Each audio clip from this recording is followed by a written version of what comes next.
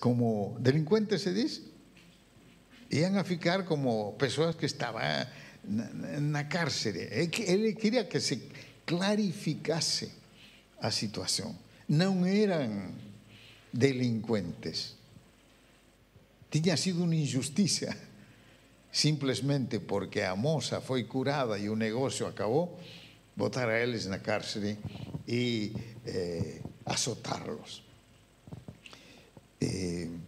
Os missionários muitas vezes têm sido assim, como isso.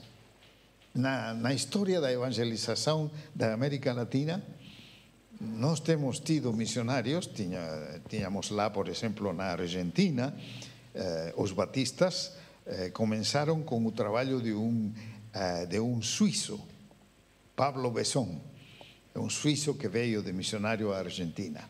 O suíço era um experto na legislação argentina, tornou-se um experto nas leis argentinas por causa da liberdade religiosa. Porque para poder evangelizar e para poder vivir a sua fé, tinha que confrontar-se com o absolutismo e o fanatismo e o abuso da Igreja Católica Romana, que dizia: aqui não pode existir outra igreja mais que nós outros. Mas se a legislação diz que há liberdade religiosa, e se não há liberdade religiosa, tem muitos missionários que têm lutado pela liberdade religiosa, para que esses países que chamam-se democráticos tenham liberdade religiosa.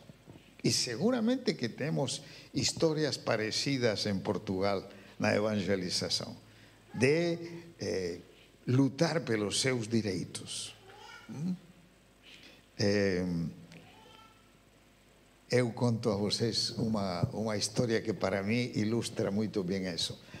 Sucedeu na Bolívia com o grupo bíblico universitário na Bolívia.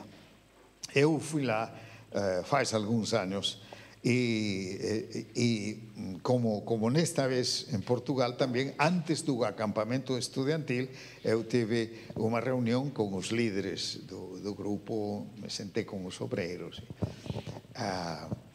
E vieram à reunião dois estudantes que não eram crentes, mas que de alguma maneira eram amigos, assim que mesmo que era uma reunião de líderes, nos recibimos a eles e fizemos parte da conversa, tivemos que fazer em privado outra coisa, mas foi interessante comer com esses estudantes que tinham muitas perguntas. Então, ao dia seguinte, tínhamos uma apresentação na universidade e nos tinham asignado uma aula. As aulas eram asignadas pelo sindicato dos estudantes, era quem asignava as aulas. Assim que eles tinham assinado a aula onde eu ia falar, ia ter uma conferência, não? Uma palestra de evangelização. Então, quando nós chegamos na aula e começaram a chegar as pessoas, não se podia entrar na aula, porque tinha lá um exame e o exame se estava prolongando. E ninguém quer perder o exame. E então, aunque a professora sabia que a aula estava prometida para certa hora, chegou essa hora e ela continuava com o exame. E então nós tivemos que esperar, e aí a impaciência, não? E alguns, por que o Senhor permitirá isso, que nos façam isso, que nos han prometido a aula e não nos deixam entrar? Depois, como às 7:30, às 7 tinha que ser a reunião, como às 7:30 começou a sair, terminou a aula e o exame e tudo aquilo, e saliam os estudantes, e nós ansiosos por entrar. E então, entre os estudantes que saíam, estavam os dois estudantes não crentes que tinham estado o dia anterior conosco, comendo.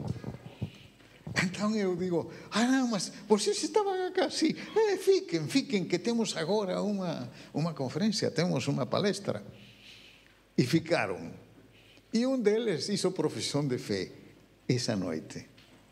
Assim que nós pensávamos que isso da professora e o exame que que terminou tão tarde, era em contra de nós, era uma perseguição, mas parece que estava no plano de Deus, para que esse aluno que ia se convertir ficasse e se convertiu. E nós agradecemos a Deus pelo fato de que isso que parecia ao começo algo que ia em contra nossa, o Senhor tinha outro plano. Agora, é interessante ver na carta aos Filipenses, quando se forma a igreja em Filipos, o que sucede na epístola aos Filipenses, vemos que é uma epístola escrita com muito carinho, com muito afeto.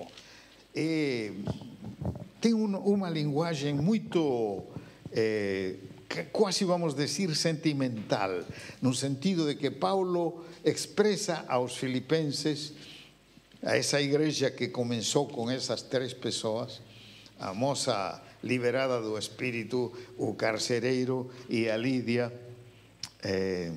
e Paulo expresa o seu amor, e toda a carta está com essa, diríamos, com esse tono de afecto especial. Dice Paulo no capítulo 1 de Filipenses, no versículo 3, dou graças ao meu Deus por tudo que recordo de vós, fazendo sempre com alegria súplicas por todos vós, em todas as minhas orações, pela vossa cooperação no Evangelho desde o primeiro dia até agora.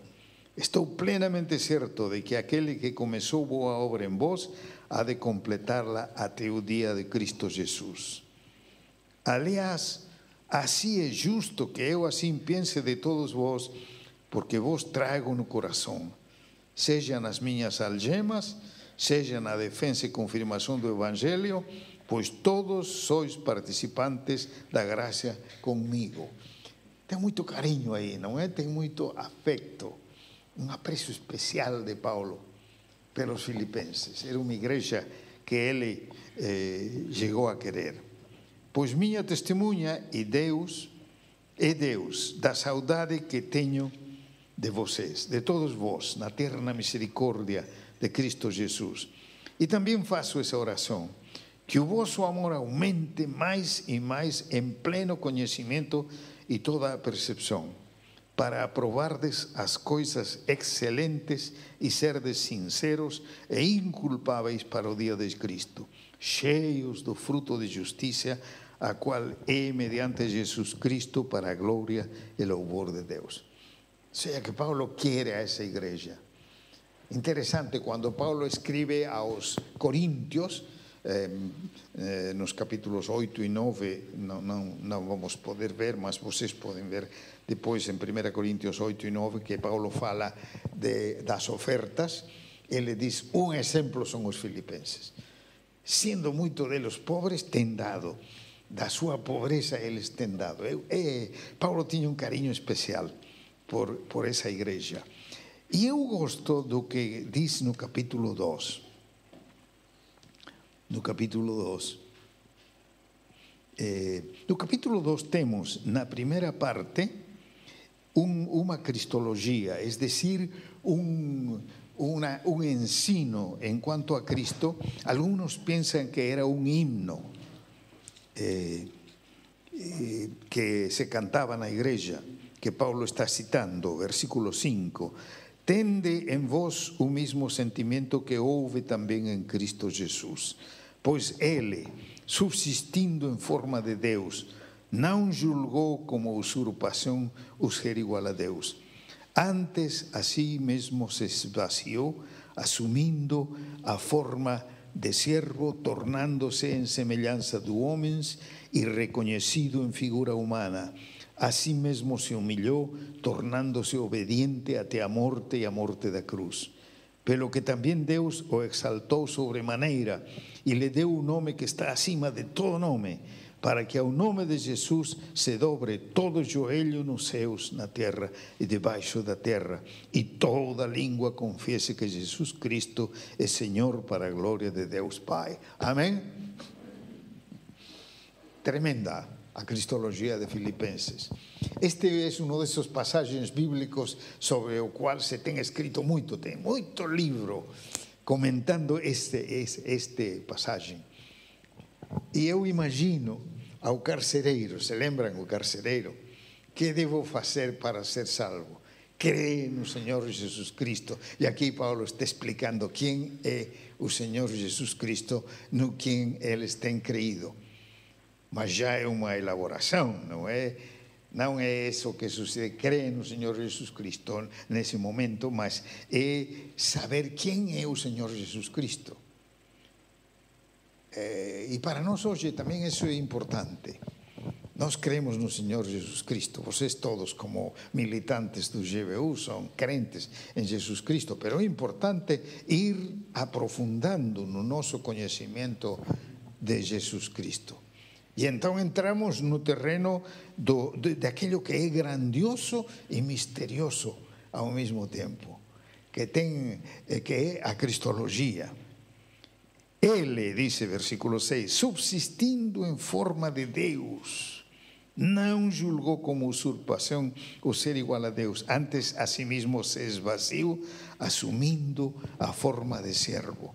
É decir, a encarnação, o mistério de que Cristo, sendo Deus mesmo e estando com Deus, viniese como um homem, e como um homem simples,